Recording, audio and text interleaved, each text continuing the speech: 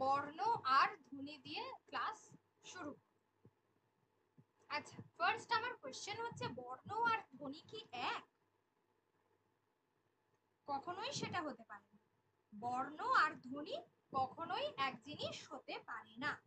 কেন হতে পারে না? না, যদি বলি আমরা যে অ, মুখে বলছি, হ্যাঁ, অটা লিখছি না, মুখে বলছি, যখন আমি মুখে বলবো অ, অর্থাৎ যখন আমি মুখে বলছি অ, অর্থাৎ আমি লিখছি না, মুখে বলছি, তাহলে আমার মুখের যে ক্ষুদ্রতম চেষ্টা বা প্রয়াসে সব থেকে যে ছোট ধ্বনিটা, একদম ক্ষুদ্র ধ্বনি, প্রথম যেটুকু উচ্চারণ হবে সেটাই হচ্ছে ধ্বনি, ঠিক আছে? কিন্তু যখন আমি সেই ধ্বনিটাকে বলছি যেটা হচ্ছে অ, দেখো এটা হচ্ছে অ, এই যে লিখে দেখাচ্ছি, তো এইটা হলো ধ্বনির লিখিত রূপ। ধ্বনিটাকে যেটা আমি মুখে বললাম সেই ধ্বনির লিখিত রূপ, যেটাকে বলা হচ্ছে কি না বর্ণ, যেটাকে বলা হচ্ছে কি না বর্ণ। তাহলে ধ্বনি হচ্ছে আমাদের মুখ থেকে একদম যে ক্ষুদ্রতম আওয়াজটুকু বেরোচ্ছে, আমাদের স্বল্পতম প্রয়াসে, আমাদের যে একেবারে স্বল্পতম প্রয়াসে আমাদের মুখ থেকে যে ক্ষুদ্রতম আওয়াজটুকু বেরোয়, যেটাকে আমরা বলে থাকি ধ্বনি। আর ধ্বনির যে লিখিত রূপ, যেটাকে আমরা বলছি কি না বর্ণ। ধ্বনির এই লিখিত রূপ যেটাকে আমরা বলছি বর্ণ। ওকে, আর হলো এইটুকু। আচ্ছা,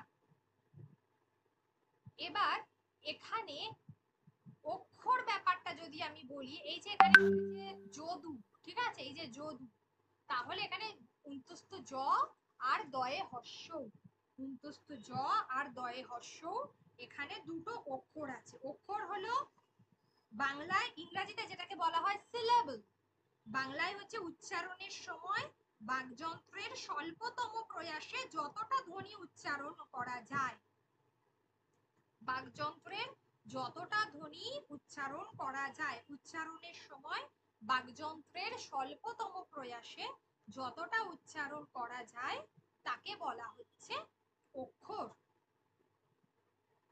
আচ্ছা, তাহলে ধ্বনি হলো, বর্ণ হলো, অক্ষর হলো। কারণ এই তিনটে নিয়ে কোনো জায়গায় কোনো অসুবিধা আছে? যেমন আমি যদি বলি আকাশ,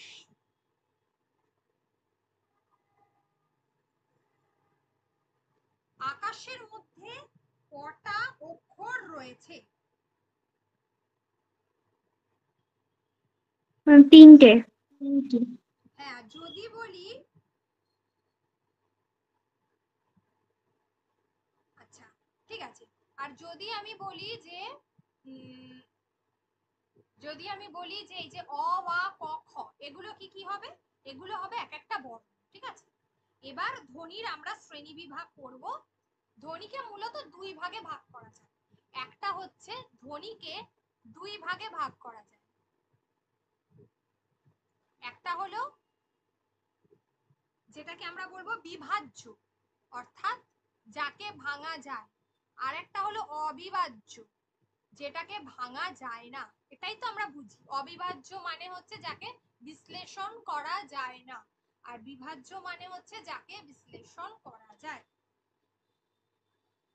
এবার বিষয়টা হলো যে বিভাজ্য আমি বললাম যেখানে বিভাজ্যর মধ্যে পড়ছে দুটো ধ্বনি, অবিভাজ্য নয়, বিভাজ্যর মধ্যে পড়ছে দুটো ধ্বনি, একটা হচ্ছে স্বরধ্বনি, একটা হচ্ছে ব্যঞ্জন ধ্বনি।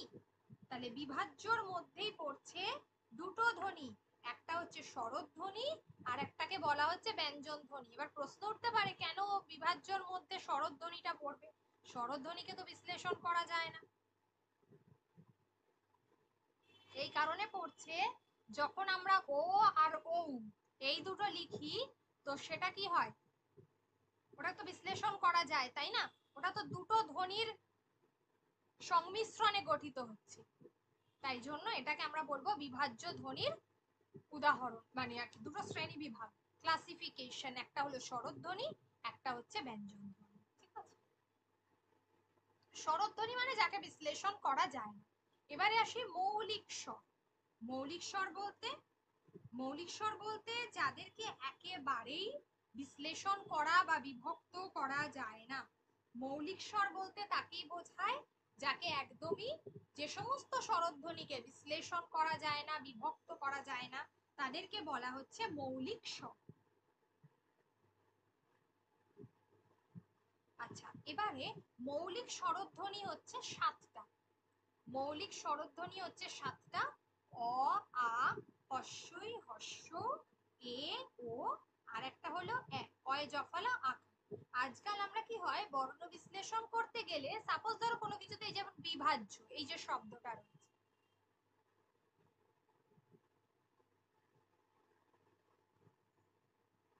তো এখানে আগে যেটা হতো যে একেবারে উন্তস্ত জ আবার অ, এই দুটোই লিখতে হতো, ঠিক আছে, বর্ণ বিশ্লেষণ করতে গেলে শেখাচ্ছি, দেখাবো।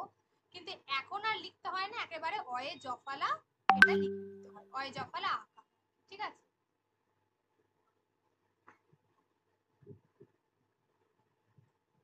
আচ্ছা, তাহলে সেক্ষেত্রে মৌলিক স্বর হচ্ছে যে সমস্ত স্বরধ্বনিকে বিশ্লেষণ বা বিভক্ত করা যায় না, সেই স্বরধ্বনিকে বলা হচ্ছে মৌলিক স্বর। 7টি মৌলিক স্বর আছে, অ, আ, হস্যই, হস্য, এ, ও, আর এ। এগুলো হলো মৌলিক স্বরধ্বনি। আচ্ছা, বাংলায় তাহলে স্বরবর্ণের সংখ্যা কটি? যদি আমি 11টি। হ্যাঁ, এখন হয়েছে 11টা, ঠিক আছে। বাংলায় স্বরবর্ণের সংখ্যা হচ্ছে 11টা। তার কারণ এখন রি আর লি কে কিন্তু বাদ দিয়ে দেওয়া হয়েছে, রি আর লি। তাহলে বাংলায় স্বরবর্ণের সংখ্যা হলো 11টা, মৌলিক স্বরধ্বনি কিন্তু হচ্ছে 7টি, এটা খেয়াল রাখতে হবে। আচ্ছা, প্লুত স্বর, যদি আমরা কাউকে দূর থেকে ডাকি, তাহলে তাকে যে এই যে টেনে টেনে বলবো আমরা, মানে যদু, হে, এই যে এ, এ, এ, অনেকটা দূরে যে ইকো ব্যাপারটা হয়, আমরা অনেক সময় দেখবে পাহাড়ের ওপর থেকে যদি ডাকি একটা ইকো ব্যাপার হয়, হ্যাঁ, তো এই জিনিসটা হলো প্লুত স্বর। এটা কখন হয়? গান গাওয়ার সময় হয়, আবৃত্তি করার সময় হয়, দূর থেকে কাউকে ডাকার সময় হয়, কোনো স্বরকে অতিরিক্ত এই যে টেনে উচ্চারণ করার যে পদ্ধতি, সেটাকে বলা হচ্ছে প্লুত স্বর।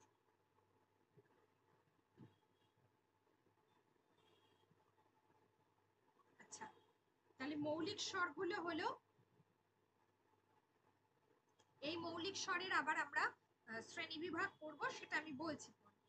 এবার আসি যৌগিক স্বর। যৌগিক স্বর হলো দুটো স্বরবর্ণ, আমি একটু আগে বলছিলাম যে স্বরবর্ণ দুটো যুক্ত হয়ে উচ্চারিত। যেমন ধরো বলছি যে ওই, ওইটা উচ্চারিত হচ্ছে ও প্লাস হ্রস্ব, তবে আমরা পাচ্ছি দুটো স্বরধ্বনি যুক্ত হয়ে যখন একটা রূপে উচ্চারিত হচ্ছে তাকে আমরা বলি ওই। আর ও প্লাস হস্য, যেটা হচ্ছে ও, ওকে, ও প্লাস হস্য, যেটা হচ্ছে ও। তাহলে এগুলো হলো যৌগিক স্বর, যে দুটো স্বর একই সঙ্গে যুক্ত হয়ে উচ্চারিত হলে তাকে বলা হচ্ছে যৌগিক স্বর। এবার এই যৌগিক স্বরকে আরো কয়েকটা নামে কিন্তু আমরা জানি, এটা পরিচিত। সেগুলো কি কি? একটা হলো যুক্ত স্বর, একটা হলো মিশ্র স্বর, একটা হলো সন্ধি স্বর, আর একটা হলো সন্ধ্যক্ষর। এই যৌগিক স্বরের 4টে নাম আছে। একটা হলো মিশ্র স্বর, একটা হচ্ছে যুক্ত অক্ষর, এই সরি, হ্যাঁ যুক্ত স্বর বললাম, যুক্ত স্বর, আর একটা হচ্ছে সন্ধ্যক্ষর,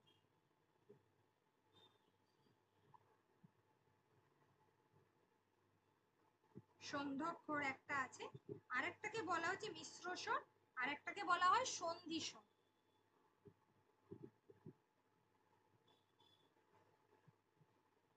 তাহলে এই যৌগিক স্বরের এই এতগুলো নাম আছে, অলমোস্ট 4টে নামে আমরা যৌগিক স্বরকে চিনি।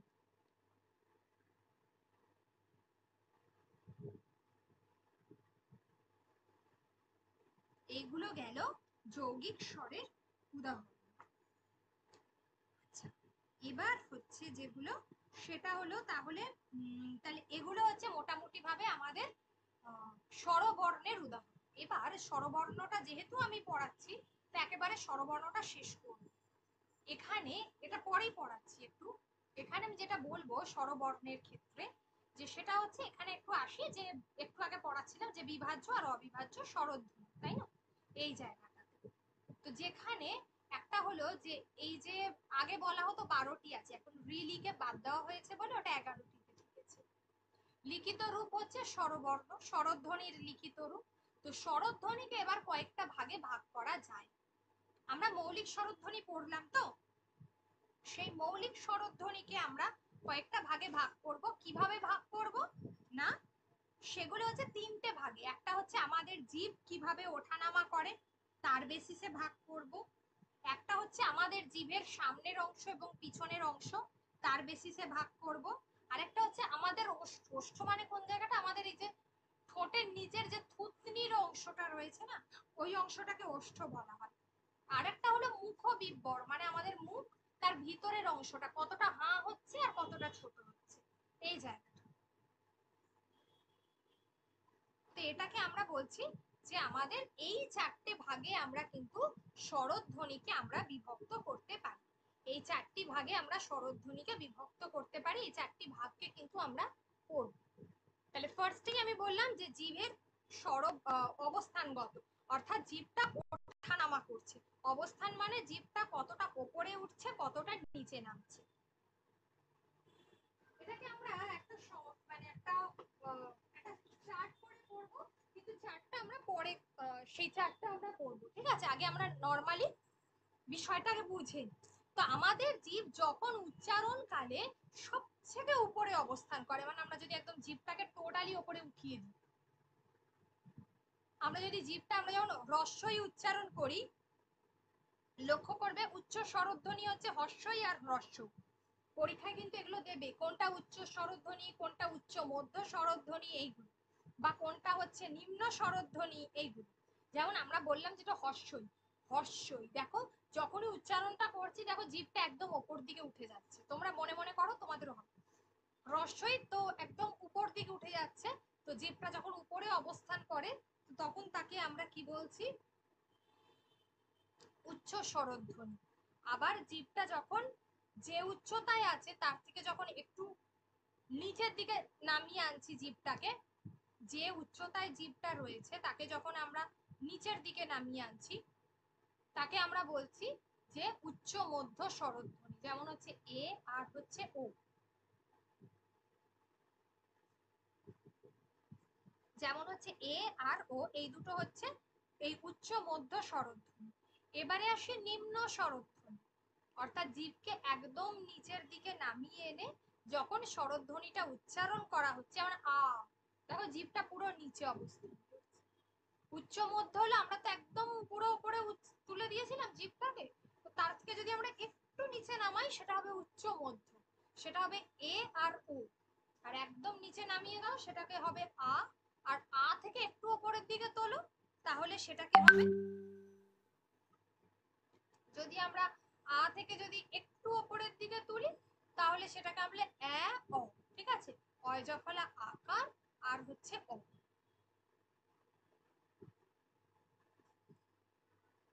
এই অংশটাকে বলা হয় অয় জফলা আকার আর ও। তাহলে এটা নিয়ে কারোর মধ্যে কোনো কনফিউশন আছে? জিভের যেটাকে আমরা বলবো ওঠানামা, তো জিভটা উপর নিচ ওঠানামা করছে। এবারে হচ্ছে জিভের অগ্র পশ্চাৎ, মানে জিভটা সামনের দিকে আসছে, পশ্চাৎ মানে পিছনের দিকে যাচ্ছে। যদি আমরা বলি যে সম্মুখ স্বরধ্বনি, অর্থাৎ উচ্চারণকালে জিভটা একদম সামনের দিকে এগিয়ে আসছে, সম্মুখ স্বরধ্বনি। দেখো ই, এ, এ, এই যে এগুলোর ক্ষেত্রে সম্মুখ অর্থাৎ ই মানে জিভটা দেখবে একদম এগিয়ে এসে উচ্চারিত হচ্ছে। আর জিভটা যখন পিছিয়ে দেওয়া যাচ্ছে বা পিছনে চলে যাচ্ছে, যেমন হস্য, যেমন হচ্ছে ও, যেমন হচ্ছে অ, দেখো সব জিভগুলো ভেতরের দিকে ঢুকে যাচ্ছে। এগুলো কিন্তু আমাদের পড়তেই হবে, মাস্ট, কিছু করার নেই। আর কেন্দ্রীয় মানে হচ্ছে আ, যেহেতু এখন রিটা অতটা বেশি মানে নেই, তো সেই জন্য এটাকে আমরা আ বলবো, ঠিক আছে? উদাহরণে আমরা আটাই লিখবো। এবার হলো ওষ্ঠ। ওষ্ঠ বলতে যেটা আমরা বুঝি যে ওষ্ঠ হচ্ছে, আমি আগেই বলেছি, আমাদের ঠোঁটের নিচের অংশটাকে ওষ্ঠ বলে, ওই থুতনির জায়গাটা। হ্যাঁ বলো। ম্যাম, ঠোঁটের নিচের অংশ ওটা তো চিবুক, ওষ্ঠ মানে তো প্রপার ঠোঁটটাই বোঝায়। হ্যাঁ, ঠোঁটটা বোঝায়, কিন্তু এখানে হচ্ছে ঠোঁটের উচ্চারণের ক্ষেত্রে ওই জায়গাটা, আমাদের যে ঠোঁটটা মানে তোমার কি বলে, ওই জায়গাটা স্পেশালি কি বলবো, ওটা মানে সংকুচিত হয় আর প্রসারিত হয়, ঠিক আছে, প্রভাবটা ওই জায়গাতেই পড়ে, সেই কারণে ওই জায়গাটাকে বলা হয়। আমরা যখন বলি না ওষ্ঠের দিকে, আমরা কি বলি যে ঠোঁটের দিকে মেনলি হচ্ছে ওই ওই জায়গাটাকে বলি আর কি, মানে ঠিক তার নিচের অংশটা, যে অংশটা কুঁচকায়। বোঝা গেল? হ্যাঁ। তো প্রসারিত স্বরধ্বনি অর্থাৎ যেটা ছড়িয়ে যাচ্ছে, ছড়িয়ে, আমরা যখন হাঁ করে উচ্চারণ করছি, মানে আমরা আমাদের ঠোঁটটা এরকম ছড়িয়ে যাচ্ছে, বা নিচের অংশটা হর্ষই এ এগুলো। আর একটা হলো কুঞ্চিত, যেটা মুখটা সামনের দিকে চলে আসছে, কুঞ্চিত, বা ওই জায়গাটা নিচের অংশটা কুঞ্চিত হচ্ছে, সেটা হলো হর্ষ ও আর ও, এই জায়গাটা, এগুলো হলো ওষ্ঠের আকৃতি অনুযায়ী। আর লাস্ট হচ্ছে মুখ বিবরের ভিতরকার শূন্যস্থান অনুযায়ী। মুখ বিবরের ভিতরকার শূন্যস্থান হচ্ছে সংবৃত, অর্ধ সংবৃত, আর একটা হচ্ছে বিবৃত, আর একটা হলো অর্ধ বিবৃত, এই চারটে। এবার আমার কথা হলো, তাহলে এটা কাকে বলে? সংবৃত, অর্ধ সংবৃত, আর বিবৃত, আর অর্ধ বিবৃত। এটাকে বলা হয় যে আমাদের যে স্বরধ্বনি উচ্চারণের সময় মুখবিবর কি হচ্ছে, কিছুটা সংকুচিত হয়। তাহলে যে স্বরধ্বনি উচ্চারণকালে উচ্চারণে মুখবিবর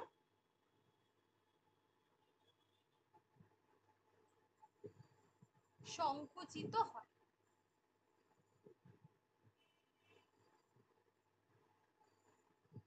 এই যে যে স্বরধ্বনি উচ্চারণে মুখবিবরটা সংকুচিত হয়ে যায়, তাকে আমরা বলছি সংবৃত। মুখবিবরটা কিছুটা সংকুচিত হয়, এই যে যেখানে আমাদের জিভের এবং নিচের চোয়ালটা যতদূর সম্ভব মানে প্রায় ভরে থাকে, যেমন হর্ষই আর হর্ষ সংকুচিত হয়ে গেল।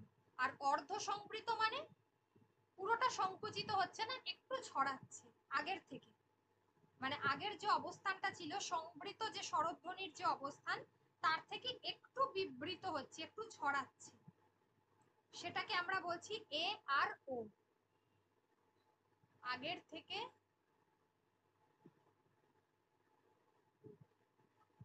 কম সংকুচিত হচ্ছে।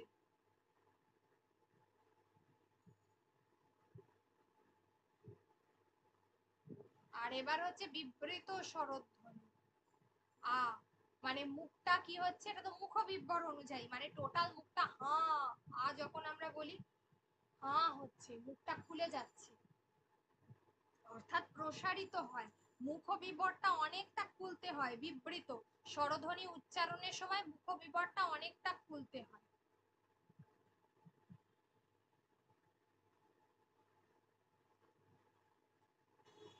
কোনটা না, স্বরধ্বনি, ঠিক আছে, উচ্চারণের সময় যেটাকে আমরা বলে থাকি আ। আর অর্ধ বিবৃত, যেটাকে আমরা বলছি আগে যতটা খুলেছিলাম মুখটা, তার থেকে এটা একটু কম খুলছি, আগে যতটা আমরা খুলেছিলাম মুখটা, তার থেকে এটা একটু আমরা কম, আগে যতটা আমরা খুলেছিলাম মুখটা, তার থেকে এটা একটু কম খুলছি। তো যেটাকে আমরা বলবো যে যেটাকে আমরা বলবো হচ্ছে অর্ধ বিবৃত, যেমন হচ্ছে যেমন হচ্ছে অ, এইগুলো।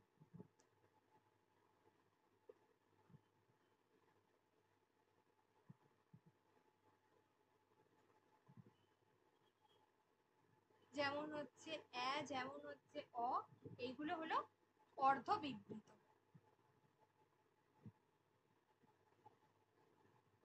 তাহলে এবার আমাকে বলুন যে অর্ধ বিবৃতটা তাহলে হবে যে সংবৃত স্বরধ্বনির থেকে বিবৃত স্বরধ্বনির অবস্থান পর্যন্ত যে শূন্য স্থান, এটাকে যদি আরেকটু সহজ ভাবে বলি, যে বিবৃত স্বরধ্বনিতে আমরা যতটা মুখটাকে খুলেছিলাম, তার থেকে যদি আমরা কম খুলি, সেটাকে আমরা বলবো অর্ধ বিবৃত স্বরধ্বনি।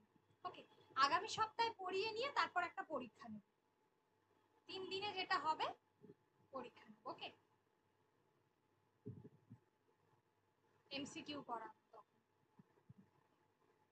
আচ্ছা, তাহলে এই চারটে নিয়ে মানে এখনো পর্যন্ত স্বরধ্বনির যে শ্রেণী বিভাগগুলো বলেছি কি কি ভেবে, সেটা হচ্ছে জিভের ওঠানামা, বললাম যেগুলো জিভটা ওঠানামা করছে, তারপরে হচ্ছে অগ্র পশ্চাৎ, সামনে আসছে পিছনে যাচ্ছে এই জায়গাটা, তারপরে হচ্ছে এই যে মুখবিবর কতটা খোলা হচ্ছে,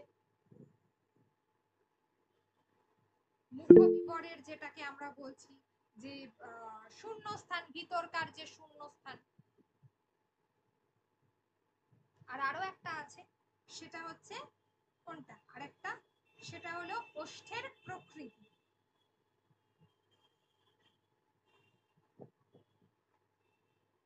এবার এই এতগুলোকে মনে রাখবো কি করে, এটা একটা কোশ্চেন, কি করে মনে রাখবো, এটা আমি এখানে বলছি কিভাবে মনে রাখবো। এটাকে আমরা একটা সুন্দর করে ছক করে মনে রাখবো, ঠিক আছে?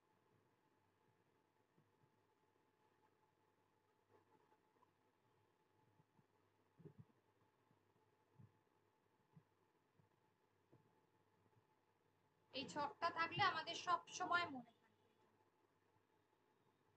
কিভাবে আমাদের মনে থাকবে এই ছকটাতে? প্রথমত এই আগে এখানে আমরা লিখে নেব হস্যই, আর এটা হচ্ছে হস্য। তারপরের ধাপেই আমরা লিখে নেব এ, আর এটা হচ্ছে ও। তারপরেই আমরা লিখে নেব হচ্ছে এ, আর হচ্ছে অ, আর লাস্টে আমরা লিখবো আ। ঠিক এই জায়গা। এবার আমাদের একদম মনে আছে কি এটা নিচের, তো নিচ আ মানে কি এক কথায় আছে নিম্ন, মনে আছে আশা করি। আরেকটা কি আছে, আ মুখটা খুব বেশি করে খুলতে হচ্ছে, দেন এটা হলো বিবৃত। আরেকটা কি, আরেকটা হলো একদম মধ্যখানে অবস্থান করছে, এগুলো সব ধারে ধারে, তার মানে কি এটা কেন্দ্রীয়। তাহলে আ বলতে এই তিনটে বোঝায়, নিম্ন, বিবৃত, কেন্দ্রীয়। ক্লিয়ার সবাই এইটুকু? হ্যাঁ ম্যাম। আচ্ছা, এবারে হচ্ছে যে হস্যই আর হস্যউকে কি বলবো। হস্যই আর হস্যউ হচ্ছে একদম কোথায় আছে, এই দুটো ওপরে আছে না, তাহলে এগুলো হবে উচ্চ স্বর।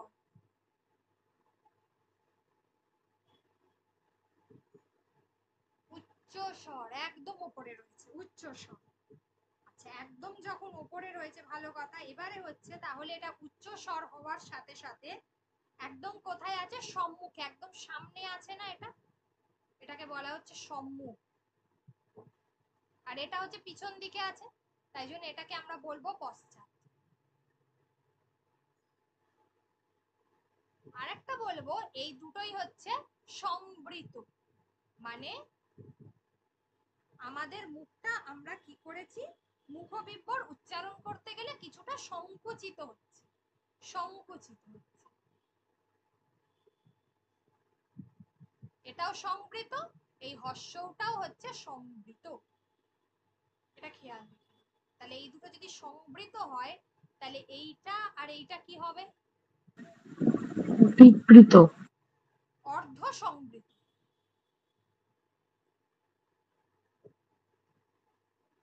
তাহলে এটা আগে বসিয়ে দিলাম অর্ধ সংবৃততে।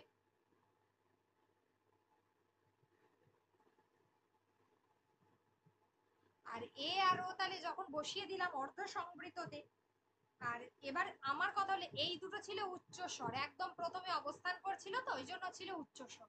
তাহলে এখানে তো প্রথমে অবস্থান করছে না, এটা হলো মাঝখানে অবস্থান করছে, তাহলে এগুলো কি হবে, এগুলো ডেফিনেটলি হবে উচ্চ মধ্য। ঠিক আছে, তাহলে এটাও হচ্ছে উচ্চ মধ্য, মানে প্রত্যেকটার ভাগে তিনটে করে পড়বে। তাহলে এটা গেল অর্ধ সংবৃত, উচ্চ মধ্য, এটা হলো উচ্চ, আর এটা হবে তাহলে কি হবে, এটাতে হচ্ছে তাহলে হ্যাঁ অর্ধ সংবৃত, আর এটা গেল। এবারে হচ্ছে তাহলে এ আর অ পড়ে রইল কি, এটা ছিল কি আটা, আটা ছিল মূলত নিম্ন স্বর, তার মানে এটা হবে নিম্ন মধ্য, আর এটাও হবে নিম্ন মধ্য। হলো। আর নিম্ন মধ্য ছাড়া এটা কি আরেকটা কি হবে, এই যে এটা ছিল বিবৃত, তাহলে এইগুলো কি হবে, এই এ আর অটা অর্ধ বিবৃত হবে। হ্যাঁ, এই ছকটা আমরা একদম পরীক্ষার হলে করে রাখবো, ঠিক আছে, মানে যখনই প্রশ্ন করে এই ছকটা করে ফেলবো, দিয়ে এবার টুকটুক করে যেটা চাইবে পরীক্ষা সেটা দাগ দেবো, তাহলে আর ভুল হবে।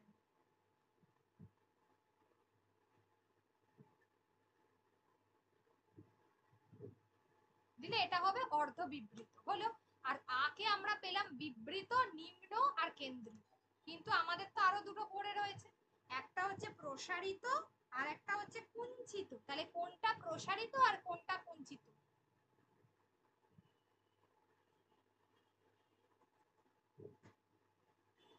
এই যে ই এ এগুলো হচ্ছে সব, দেখো কি হচ্ছে, জিনিসটা প্রসারিত হচ্ছে না, ঠোঁটটা প্রসারিত হচ্ছে। আর হর্ষ ও অ এগুলো দেখো ঠোঁটটা সব কুঞ্চিত হচ্ছে।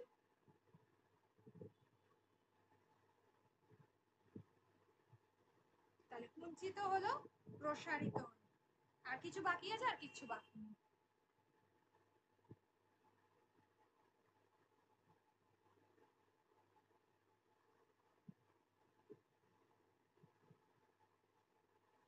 এই হলো তাহলে আমাদের ছকটা, এই ছকটা যদি আমরা মনে রাখতে পারি, ইজিলি আমরা সবগুলো করে ফেলবো। আর সম্মুখের মধ্যে হচ্ছে হর্ষই, আর কেন্দ্রীয় মানে হচ্ছে আ, পশ্চাৎ মানে হচ্ছে হর্ষ, এটা গেল সংবৃত। অর্ধ সংবৃততে আসছে এ, আর অর্ধ বিবৃতর মধ্যে হচ্ছে অর্ধ বিবৃততে হচ্ছে এ, আর অর্ধ সংবৃত ও এ আর ও আসছে।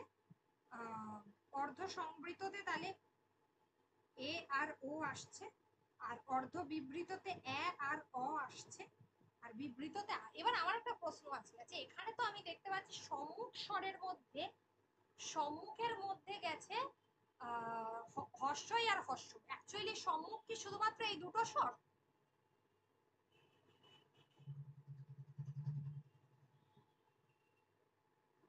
না, এখানে হর্ষই এ এ এই তিনটেই হচ্ছে সম্মুখ স্বর, মানে এই তিনটেই সামনে আছে। আর এদিকে হর্ষ ও আর এ এই তিনটেই হচ্ছে পশ্চাৎ স্বর, মনে থাকবে।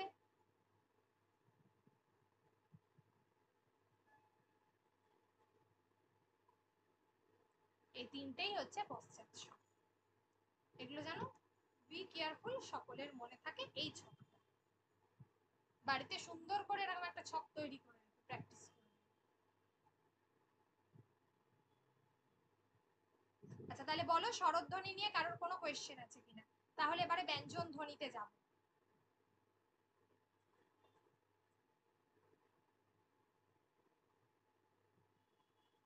স্বরধ্বনিকে নিয়ে কারোর কোনো যদি প্রশ্ন থাকে বলো, আদারওয়াইজ ব্যঞ্জন ধ্বনিতে যাব।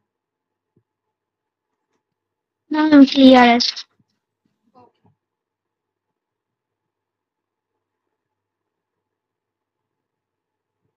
হ্যাঁ নোটের পিডিএফটা তো প্রোভাইড, আমি স্যারকে পাঠিয়ে দিয়েছি, স্যার তোমাদেরকে দিয়ে দেবেন।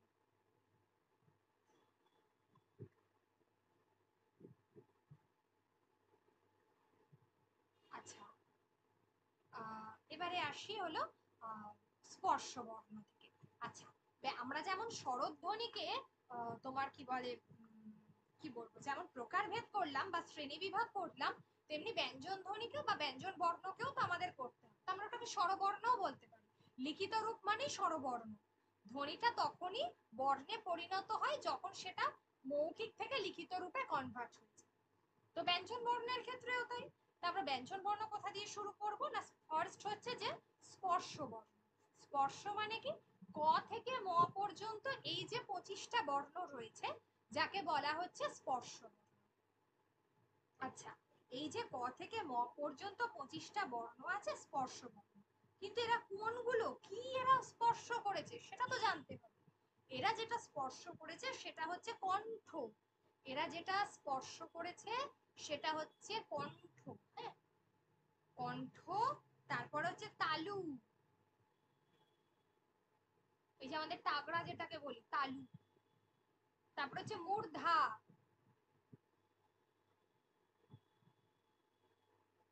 তারপর হচ্ছে দন্ত মানে দাঁত, মূর্ধা জিভ, আর একটা ওষ্ঠ মানে তাহলে কণ্ঠ, তালু, মূর্ধা, দন্ত, ওষ্ঠ, এই পাঁচটা স্পষ্ট করে উচ্চারিত হয়। আমাদের মুখের ভিতরের অংশ এগুলো, আমাদের মুখের ভিতরের অংশ। ম্যাম এছাড়াও দুটো আছে ম্যাম। বলছি যেটাকে বলা হচ্ছে ওই যে জিহ্বার যেটা হলো মধ্যভাগ আর অগ্রভাগ, জিহ্বা মূল বলা হয় যেটা, তাই বলছো তো? হ্যাঁ, একটা দন্তমূল আর হ্যাঁ হচ্ছে কি একটা হচ্ছে কণ্ঠনালী। হ্যাঁ। দন্তমূল আর কণ্ঠনালী। হুম, এক এক করে বলছি।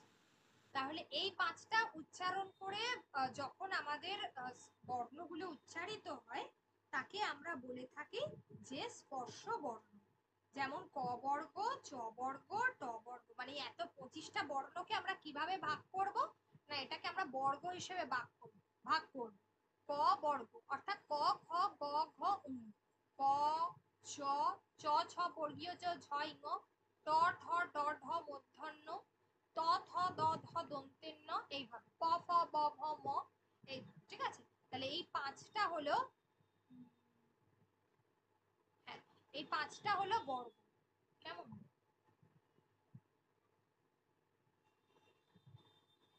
এই পাঁচটা হচ্ছে বর্গ দিয়ে,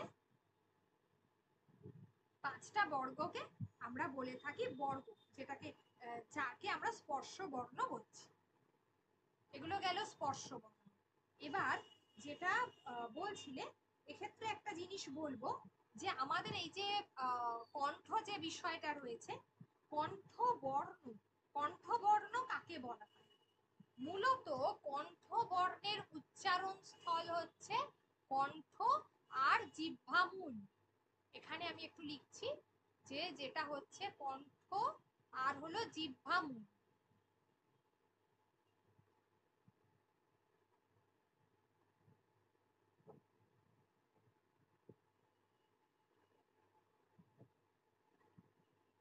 কণ্ঠ আর হলো জিহ্বামূল, ওকে? কণ্ঠবর্ণ বলা হয়। সেগুলো কি কি? অ, আ, ক, খ, তারপরে হচ্ছে গ, ঘ, ঙ, আর একটা হচ্ছে হ, হ। তাহলে এগুলো হলো কণ্ঠবর্ণ। তালু, তালু মানে হচ্ছে তালব্য বর্ণ। তালব্য মানে তালু প্লাস হচ্ছে জিহ্বার মধ্যভাগ। ম্যাম এই হটা কিন্তু কণ্ঠবর্ণ হবে না, হবে ওই যে কণ্ঠনালীর থেকে হয়। কণ্ঠতে অঙ্গ পর্যন্তই হবে, ক খ গ ঘ অঙ্গ, আর কণ্ঠনালীর থেকে আসবে। কণ্ঠনালী থেকে আসে, কিন্তু সেটা আলটিমেটলি কণ্ঠবর্ণই তো, ওটা কি আলাদা কিছু হচ্ছে? বর্ণ হিসেবে এটাকে 7টা ভাগে আছে, আপনি যে 5টা বললেন ওই 5টা, আর তার সঙ্গে একটা আছে দন্তমূল যেটা দাঁতের গোড়া থেকে হয়, আর একটা হচ্ছে কণ্ঠনালী। নালী আর কণ্ঠ দুটোই আলাদা।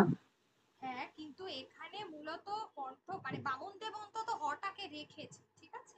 সেটাই আমি বলছি। এখনকার বইয়ের কথা বলতে পারবো না বিভিন্ন, কিন্তু বামন দেবের বই যদি দেখো লক্ষ্য করে, সেই বিষয়টা রেখেছে বামন দেব।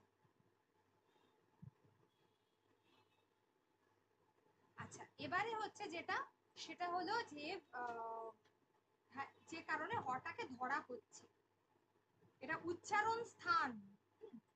আরেকটা হলো যে, আরেকটা হলো কণ্ঠবর্ণ, এবার হচ্ছে তালু, তালব্য বর্ণের মধ্যে যেটা পড়ছে, তালব্য বর্ণের মধ্যে তালু আর একটা হলো জিহ্বার মধ্যভাগ।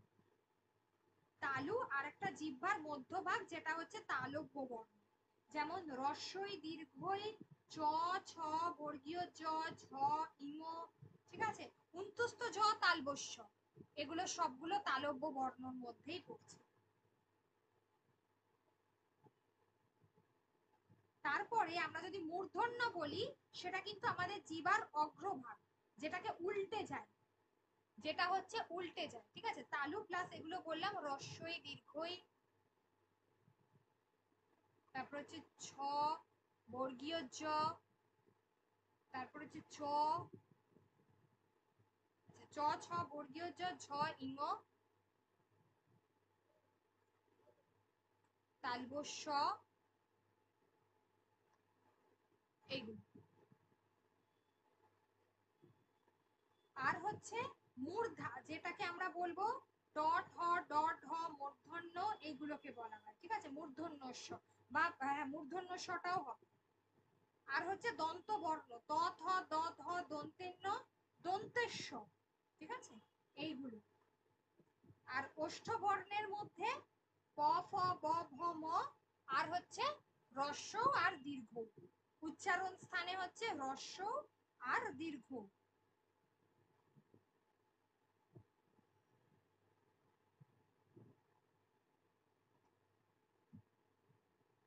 এইগুলো। আর হ্যাঁ, এবারে হলো যে যেটা হচ্ছে এ আর ওই, যেটাকে আমরা কণ্ঠ তালব্য বলি, কণ্ঠ প্লাস তালু। আর হ্রস্ব দীর্ঘ প ফ ব ভ ম বলে দিয়েছি, এটা ওষ্ঠ। আর ও হচ্ছে এটা কণ্ঠ তালব্য, হচ্ছে এ আর ওই কণ্ঠ তালব্য।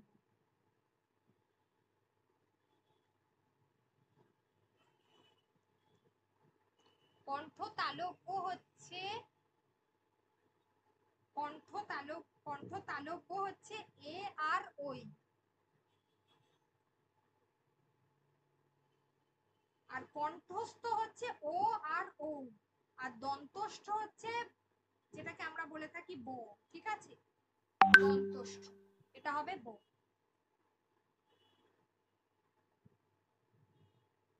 তাহলে এইভাবে আমাদেরকে এগুলো মনে রাখতে হবে। তবে লাস্ট যেগুলো আমরা দেখি সাধারণত, খুব যে এই পার্টিকুলার এই বিষয়টা এসছে পরীক্ষায় এতটা, মানে কোন উচ্চারণ স্থান কি কি, সেটা সাধারণত আসেনি, অন্তত প্রাইমারির পরীক্ষাতে সেভাবে আসে।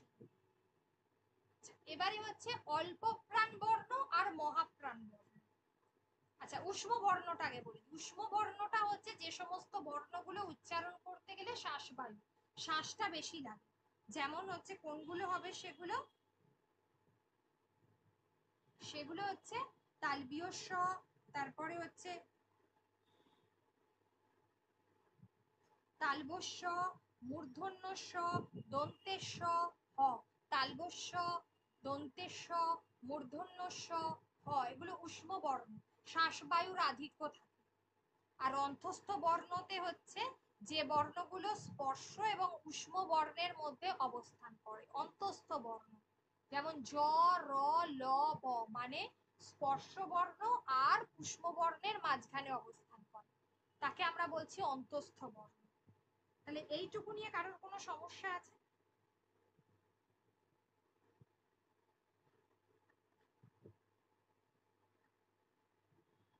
আচ্ছা, এখানে আমার আরেকটা বিষয় বলার আছে, যেটা হচ্ছে যে এই যে আমরা উষ্ম বর্ণ, এই জায়গাটা বলছি উষ্ম বর্ণ, এটা তো হচ্ছে যে তালবস্য, মূর্ধন্য স, দন্তের স, হ, অর্থাৎ শ্বাসবায়ুর প্রাধান্য থাকে। এগুলোকে আরেকটা কি নামে ডাকা হয়, যেটাকে বলা হয় শীষ ধ্বনি।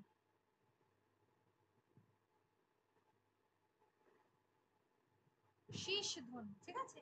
আর অন্তস্থ বর্ণ মানে একদিকে স্পর্শ বর্ণ আর একদিকে উষ্ম বর্ণ, এই দুই শ্রেণীর মধ্যেই এরা স্থান মানে থাকে, অর্থাৎ এদের উচ্চারণে স্বর এবং ব্যঞ্জন বর্ণর মধ্যবর্তী বলে এরা জ, র, ল, ব, এই চারটে হচ্ছে অন্তস্থ বর্ণ।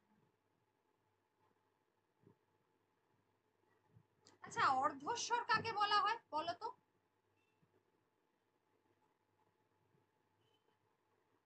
বলতে পারবে অর্ধস্বর কাকে বলা হয়?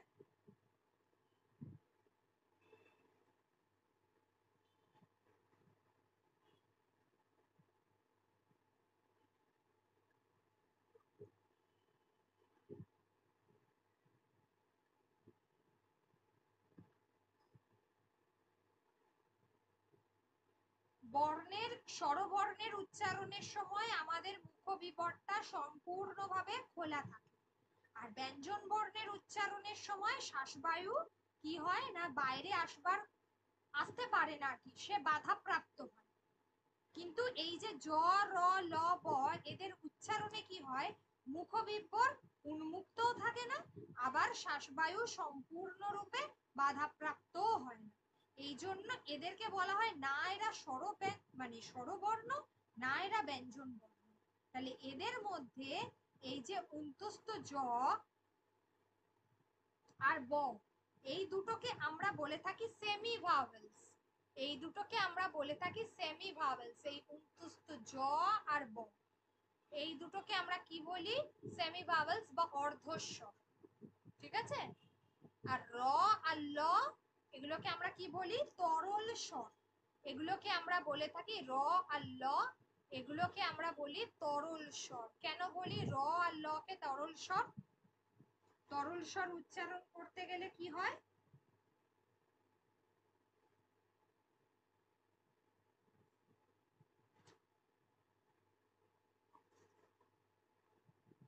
তাহলে এটাকে আমরা বলবো কি না তরল স্বর।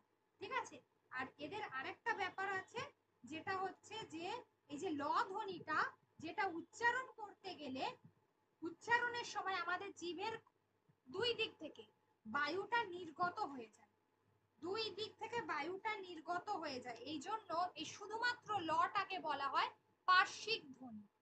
এই লটাকে শুধুমাত্র বলা হয় পার্শ্বিক ধ্বনি।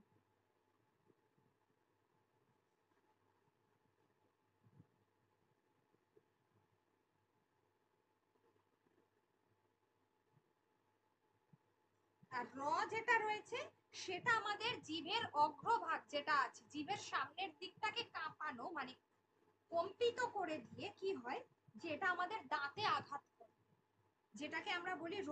এই কারণে রটাকে আমরা বলি কম্পনজাত ধ্বনি। এই কারণে র কে বলা হয় কম্পনজাত ধ্বনি।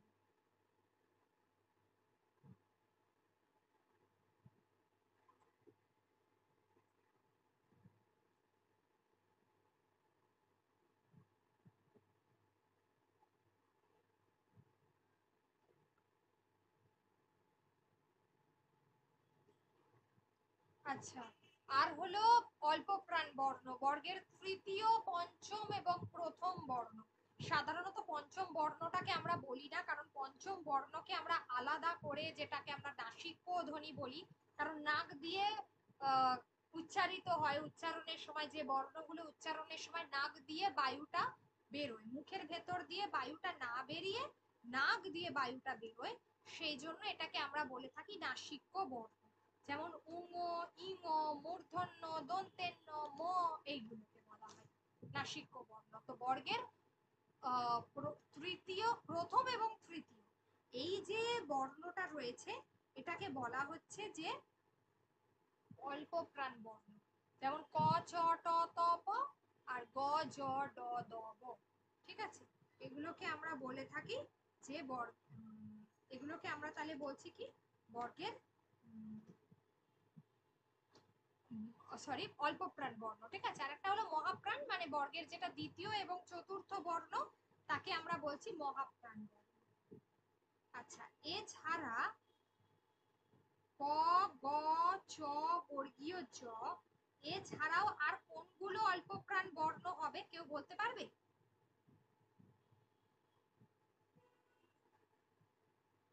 এই কটা ছাড়া আর কোনগুলো অল্প প্রাণ বর্ণ হতে পারে? ম্যাম বলো। ট, ত, ট, ত, প, তালব্য এগুলো অল্প প্রাণ বর্ণ। তালবস্য নয় প্রথমত, টটা তো এখানে বলেছি। ম্যাম এটা উষ্ণ উষ্ণ উষ্ণ ব্যঞ্জনের থেকে, যদি এটা উষ্ণ ব্যঞ্জন কিন্তু ঘোষ বর্ণ। উচ্চারণে শ্বাসবায়ুর তীব্রতা থাকে, যার জন্য মহাপ্রাণ হ্যাঁ বর্ণ। তালবস্য, মূর্ধন্য ষ, দন্তেশ, হ এই চারটেই হচ্ছে মহাপ্রাণ বর্ণ, ইনক্লুডিং খ, ছ, ঝ এইগুলো, মানে এগুলো রয়েছে। বোঝাতে পারলাম? খটা তো মহাপ্রাণ। হ্যাঁ, তো মহাপ্রাণই তো বলছি, তালবস্য তো মহাপ্রাণ বর্ণ, অল্প প্রাণ কখন?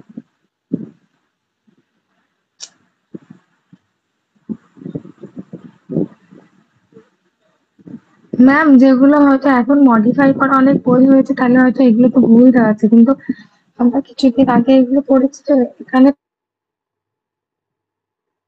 সরি, তালবস্যটাকে এখানে অল্প প্রাণ হিসেবে দেওয়া আছে।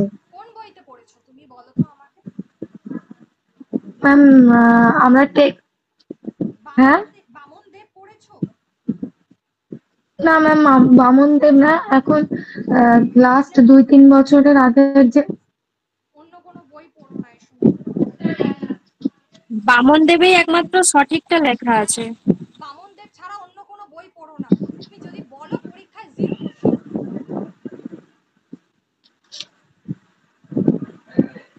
মহাপ্রাণ মানে কি? মহাপ্রাণ কথার অর্থ হচ্ছে যে বর্ণগুলো উচ্চারণে প্রাণ এবং শ্বাসবায়ুর তীব্রতা থাকে। আমি একটু আগেই পড়াতে গিয়ে বললাম যে দেখো,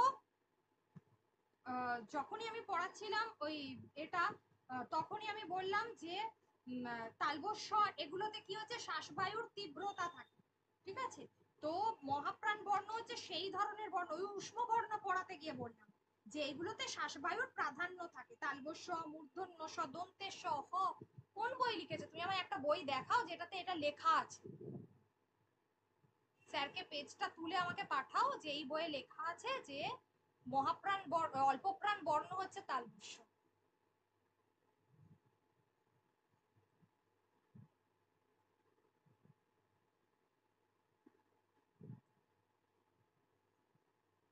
মেনলি অল্প প্রাণ বর্ণ হচ্ছে যেগুলো প্রথম এবং তৃতীয় বর্ণ, ঠিক আছে?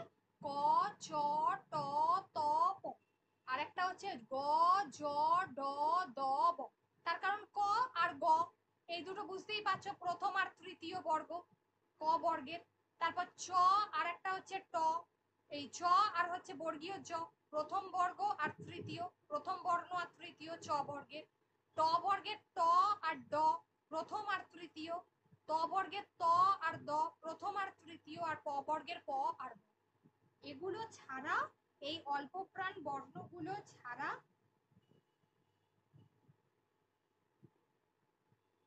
এই অল্প প্রাণ বর্ণগুলো ছাড়াও সাধারণত যেগুলো হচ্ছে থাকে সেটা হচ্ছে উন্তস্থ জ, র, ল, ব। এই চারটে অল্প প্রাণ বর্ণ বলা হয়। উন্তস্থ জ, র, ল, ব, এই চারটেকেও বলা হয়ে থাকে।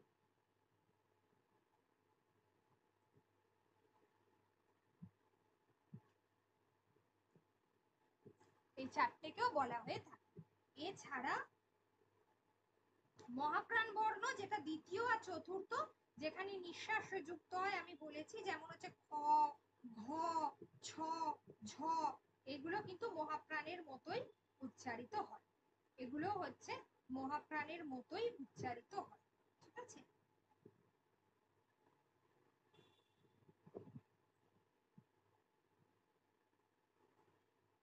এই যে বর্গের দ্বিতীয় আর চতুর্থ বর্ণ, বর্গের দ্বিতীয় আর চতুর্থ বর্ণটা হচ্ছে মূলত মহাপ্রাণ বর্ণ। বর্গের দ্বিতীয় আর চতুর্থ বর্ণটা হচ্ছে মহাপ্রাণ বর্ণ।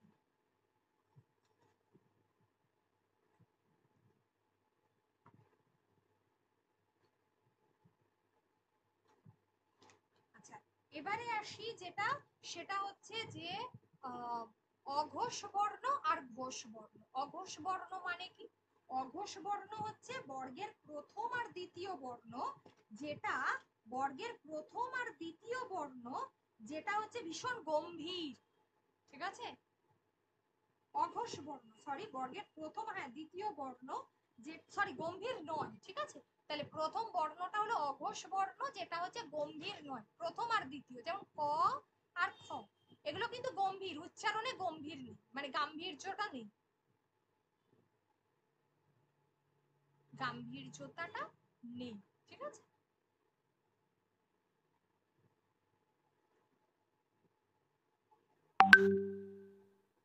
তো নেই, তো এটাকে আমরা এবার কি বলবো?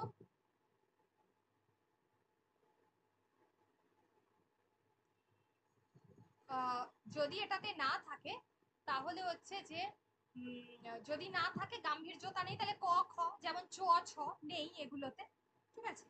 আর যেগুলোতে রয়েছে সেগুলো হচ্ছে যে গাম্ভীর্যতা নেই, যেমন গ, দেখো কি জোরে বলছি না, প্রেসার দিয়ে, গ ঘ, তা বর্গীয় জ ঝ, এগুলো এগুলো হচ্ছে ঘোষ বর্ণ। এই কারণে ঘোষটাকে গাম্ভীর্যযুক্ত বলেই এদেরকে আরেকটা নামে চিহ্নিত করি আমরা, যেটাকে আমরা বলে থাকি নাদ। ঘোষ কথার অর্থ হচ্ছে নাদ। কেন থাকে এটা? না, এটার মধ্যে গাম্ভীর্যতা বজায় রয়েছে, এই কারণে বলা হয়। যেগুলো উচ্চারণ করলে স্বরতন্ত্রের কম্পন হয়, সেই কারণে এগুলোকে বলা হচ্ছে ঘোষ বর্ণ। যেমন গ ঘ, বর্গীয় জ ঝ, এগুলোকে বলা হয় ঘোষ বর্ণ।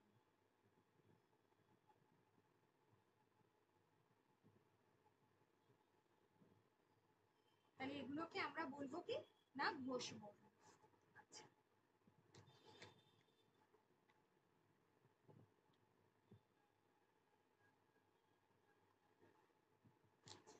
আচ্ছা, এবারে হচ্ছে আমি বেসিকটা পড়াচ্ছি, এরপর আরেকটু ডিটেইলে এগুলো পড়াবো আবার। আচ্ছা, এগুলো আগে হয়ে যাক, তারপর তারণজাত আমি বলে দিয়েছি। তারণজাত হচ্ছে ডয় শূন্য র আর ঢয় শূন্য র। কেন তারণজাত এটাকে বলা হয়? তারণজাত বলতে বোঝায় ডয় শূন্য র আর ঢয় শূন্য র উচ্চারণের সময় আমাদের যে জিহ্বা, আমাদের যে জিভ, সেটা আমাদের মূর্ধাকে তাড়িত করে বলে, তাড়িত করে বলে এটাকে আমরা বলে থাকি তারণজাত। ঠিক আছে, আমাদের জিহ্বা যেটা আমাদের সেটা মূর্ধাকে তাড়িত করে, এক কথায়। তো সেই জন্য এটাকে আমরা বলছি, তারণজাত বর্ণ। আচ্ছা,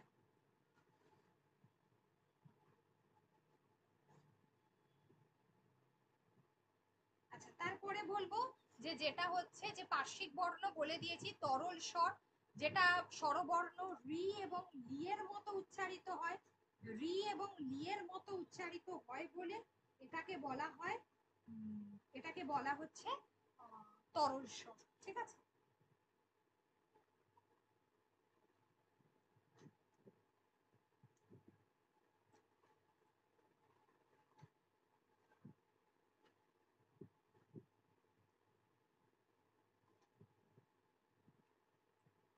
আচ্ছা, এখানে আরেকটা জিনিস বলবো, সেটা হচ্ছে যে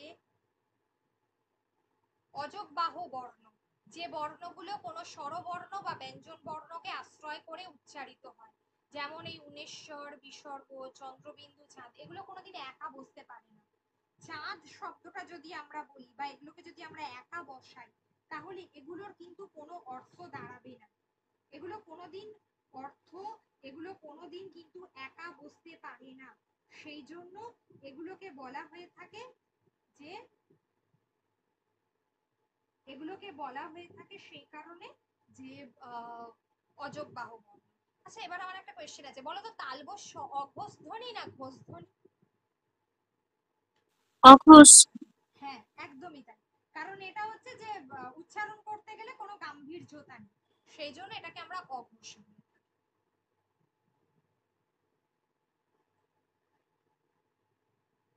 এখানে আরো এক জায়গায় আমি এটা মনে করে দিয়েছি, দেখো, এই যে বর্গের প্রথম আর তৃতীয় বর্ণ ছাড়াও ডয় শূন্য র হচ্ছে অল্প প্রাণ ধ্বনি।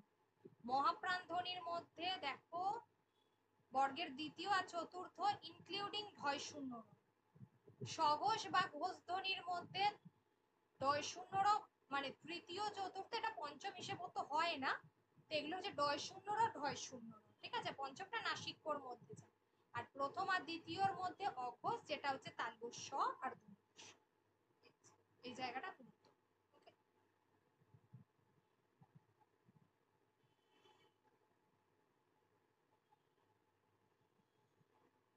তাহলে অঘোষ, ঘোষ, অল্পপ্রাণ, মহাপ্রাণ। এবারে একটা আসি ঘৃষ্ট বর্ণ। ঘৃষ্ট বর্ণটা কাকে বলা হয়? যৌগিক স্বরধ্বনি পড়িয়েছি, শানু নাসিকা তো বলেছি যে অনেক সময় যে নাসিকাকে অবলম্বন করে যখন কোনো শব্দ উচ্চারিত হচ্ছে, যেমন বাঁকা হাসা, ঠিক আছে, তারপরে বাঁকা হাসা, তারপরে হচ্ছে চাঁদ, হ্যাঁ, কাঁদা হবে, এটা কাঁদা, এইগুলো। আর দীর্ঘ সময় যেমন আ দীর্ঘই, দীর্ঘ, এগুলো মানে দীর্ঘ স্বর উচ্চারণ করে উচ্চারিত হচ্ছে, মানে এই স্বরবর্ণগুলো উচ্চারণ করতে গেলে দীর্ঘ সময় লাগছে, তাকে আমরা বলে থাকি দীর্ঘস্বর। আর ঘৃষ্ট বর্ণ কি? না এমন কিছু বর্ণ আছে যেগুলো শুরুতে স্পর্শ বর্ণের মতো আর শেষে উষ্ম বর্ণের মতো উচ্চারিত, যেমন হলো চ আর যেমন হলো বর্গীয় চ। চটা শুরুতে ক এর মতো উচ্চারণ হয় আর তারপরে হচ্ছে তালব্য শ এর মতো উষ্ম বর্ণ শেষে উচ্চারিত হয়। আর বর্গীয় জ এর ক্ষেত্রে গ প্রথমে উচ্চারিত হয় গ এর মতো, মানে এটা হবে স্পর্শ বর্ণ, মানে প্রথমটা হলো স্পর্শ বর্ণ গ আর দ্বিতীয়টা হচ্ছে তালব্য শ এর মতো উচ্চারিত, ঠিক আছে? তো যেটাকে আমরা বলে থাকি বর্গীয় জ। তাহলে চ আর বর্গীয় জ এই দুটো হলো কি হবে খ্রিস্ট বর্ণ। শুরুতে উষ্ম বর্ণের সরি শুরুতে স্পর্শ বর্ণের মতো উচ্চারিত হয়, শেষে উষ্ম বর্ণের মতো। শুরুতে হলো স্পর্শ বর্ণ আর শেষ হচ্ছে উষ্ম বর্ণ।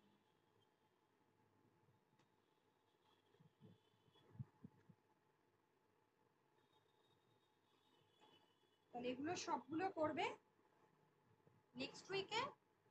নেক্সট উইক আমি ধ্বনি পরিবর্তনটা এর সাথে করিয়ে দেব, আর একটা হলো বর্ণ বিশ্লেষণ, ওই দুটো একসাথে করিয়ে দেবো। ধ্বনি পরিবর্তনটা করিয়ে দেব আর বর্ণ বিশ্লেষণটা আরেকদিন ধরে ধরেই করেন, ঠিক আছে? তাড়াহুড়োর কিছু নেই। তারপর হয়ে গেলে পরীক্ষা। বল, যদি কারোর কোনো জায়গায় কোনো বোঝো যে অসুবিধা আছে বলতে পারো।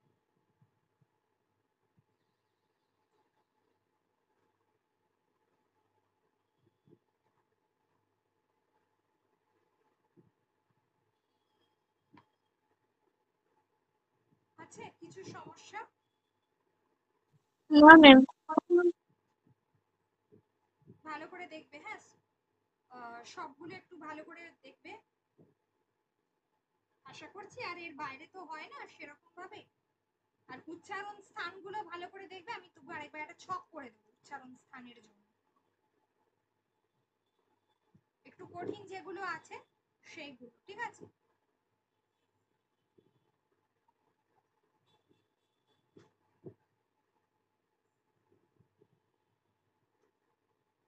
চলো তাহলে আজকে